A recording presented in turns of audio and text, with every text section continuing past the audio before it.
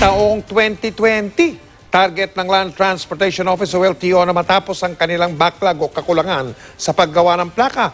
Para makamit yan, meron po silang high-tech na katuwang. Narito ang pagtutok ni Lea Alvis.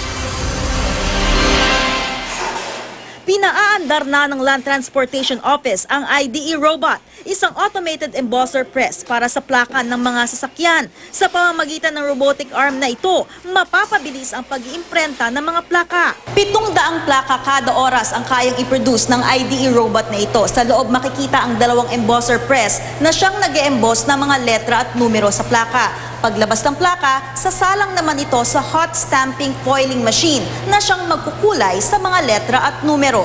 Kung tao ang gagawa nito, aabutin ng 3.5 oras para makagawa ng 700 plaka. Ang IDE robot, kayang makagawa ng 16,800 na license plates kada araw. Binili ito ng LTO sa halagang 120 million pesos mula sa isang kumpanyang Pilipino at partner nitong German company.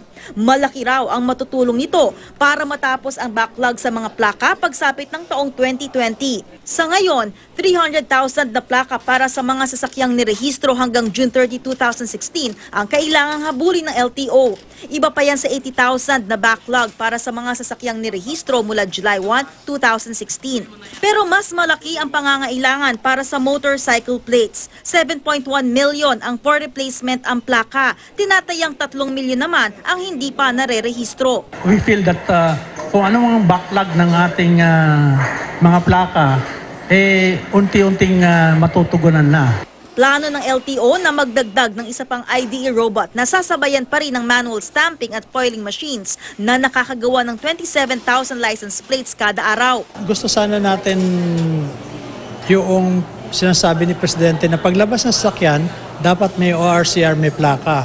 Sa driver's license naman, halos wala na raw backlog ayon sa LTO. Lea Alvis, Nakatutok, 24 Oras.